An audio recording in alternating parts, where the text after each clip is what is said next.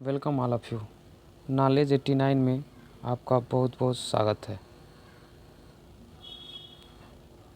दोस्तों, आज नॉलेज 89 के द्वारा हम लोग वस्तु विनिमय प्रणाली के बारे में पूरा पढ़ाई करेंगे, जिसमें वस्तु विनिमय प्रणाली का इतिहास, वस्तु विनिमय प्रणाली क्या है,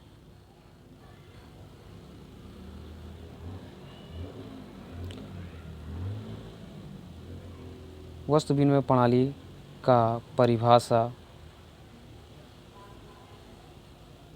आदि सभी चीज़ों को कवर करेंगे। चलिए तब आज चालू करते हैं वस्तु विनिमय प्रणाली का इतिहास।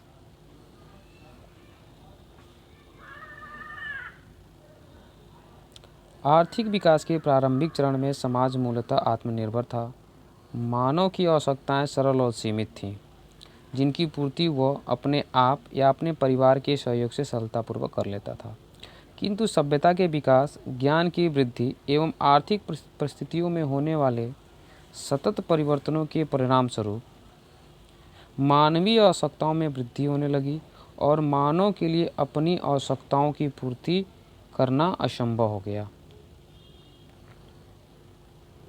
अतः वह केवल उन्हीं वस्तुओं का उत्पादन करने लगा जिनके उत्पादन में वह कुशल व प्रवीण था, और अपने उत्पादन की अतिरिक्त इकाइयों का आवश्यक वस्तुओं से विनिमय करने लगा।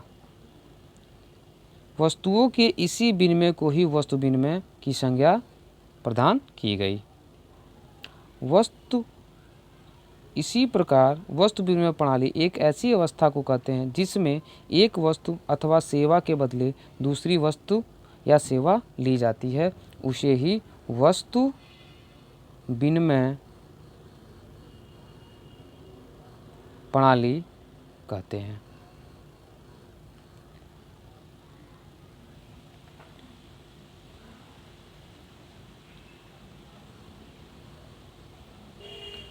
अब समझते हैं कि वस्तु विनिमय प्रणाली क्या है। The oldest system of trading. वस्तु विनिमय प्रणाली एक पुरानी पद्धति है जो व्यापार के लिए यूज होती थी। बार्टर सिस्टम जो है वो एक ऐसी पुरानी पद्धति है जो पुराने समय में व्यापार के लिए प्रयोग किए जाते हैं, उसे ही बार्टर सिस्टम कहते हैं। दूसरा कह रहा है it is the exchange of good and service between two parties without any involvement of cash.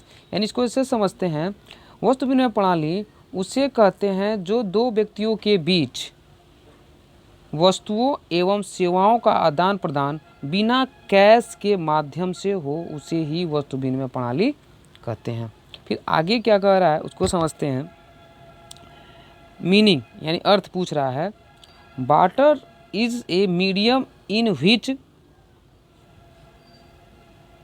Goods and service are exchange directly without a common unit of exchange. यानी इसको ये कह रहा है, जो इसका अर्थ है कि दो पक्षों के बीच किसी वस्तु या सेवा का प्रत्यक्ष रूप से आदान प्रदान किया जाता है बिना रुपये से, उसे ही वस्तु विनिमय प्रणाली कहते हैं।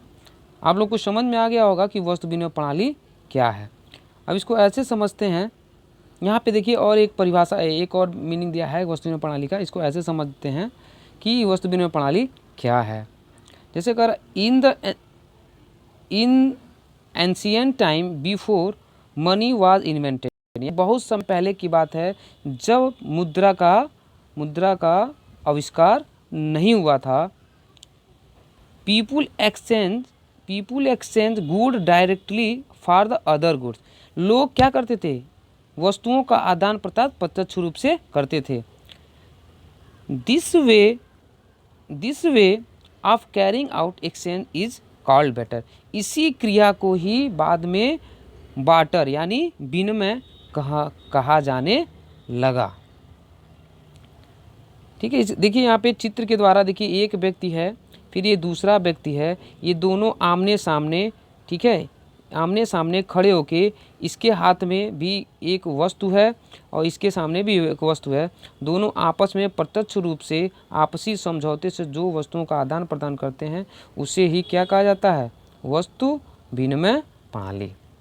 आप लोग को बहुत अच्छे तरीके से समझ में आ गया होगा कि वस्तु विनिमय प्रणाली क्या है। यानी इसको ऐसे कह सकते हैं, वस्तुओं के आदान प्रदान को ही वस्तु विनिमय प्रणाली कहते हैं। जो आपसी समझौते से किया जाता है उसे ही वस्तु विनिमय प्रणाली कहते हैं। ठीक है, आगे चलते हैं, इसके परिभाषा को जान देते हैं, थोड़ा सा पढ़ लेते हैं कि इसकी परिभाषा क्या है। प्रोफेसर थॉमस ने कहा है कि एक वस्तु से दूसरी वस्तु के प्रत्यक्ष विनिमय को ही वस्तु विनिमय प्रणाली कहते हैं। यानी इसको ऐसे समझते हैं, देखिए चित्र के माध्यम से मैं समझा दे रहा हूँ।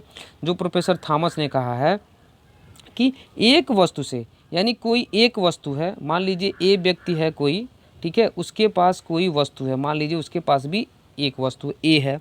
दूसरी वस्तु से, यानी बी कोई व्यक्ति है, उसके पास भी बी कोई वस्तु है, वस्तु के प्रत्यक्ष विनिमय को ही वस्तु विनिमय प्रणाली, यानी दो ए बी से दो प्रत्यक्ष आदान प्रदान किया जाता है इस वस्तुओं का, उसे ही वस्तु विनिमय प्रणाली कहते हैं। यहाँ इसको समझते हैं, देखिए चित्र के माध्यम से दिखा रहा है, एक वस्तु से एक व्यक्ति दूसरे वस्तु से दूसरा व्यक्ति आमने सामने जो वस्तुओं का आदान प्रदान कर रहा है उसे ही वस्तु विनिमय प्रणाली कहते हैं।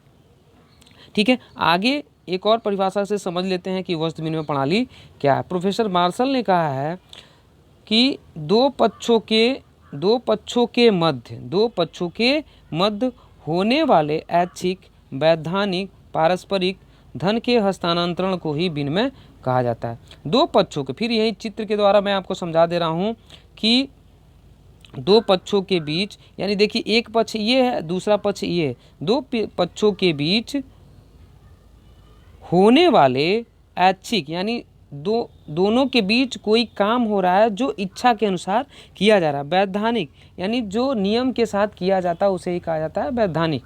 पारस्परिक धन, यानी इनके पास भी देखिए एक धन ये है और एक धन ये है। पारस्परिक धन के हस्तांतरण, यानी दोनों आपस में क्या कर रहे हैं, आदान प्रदान कर रहे हैं, उसे ही वस्तु विनिमय प्रणाली कहते हैं। यानी इसको कह सकते हैं दो पक्षों के मध्य होने वाली ऐच्छिक, वैधानिक एवं पारस्परिक धन के हस्तांतरण को ही विनिमय कहा जाता है। ऐसे कह सकते हैं कि एक वस्तु विनिमय प्रणाली एक ऐसी प्रणाली है जो दो व्यक्तियों के बीच होने वाली ऐच्छिक क्रियाओं, जिसमें दो व्यक्ति मिलकर आपस में सहमति के द्वारा कोई काम करते हों, उसे ही वस्तु विनिमय प्रणाली कहते हैं। दोस्तों, आज हम लोगों ने वस्तु विनिमय प्रणाली के बारे में पूरा पढ़ लिया, वस्तु विनिमय प्रणाली क्या है। आगे की क्लास में हम लोग पढ़ेंगे कि मुद्रा का अर्थ एवं मुद्रा की परिभाषा। आगे की क्लास में मिलते हैं दोस्तों। नॉलेज 89 में आपका बहुत बहुत स्वागत, धन्यवाद।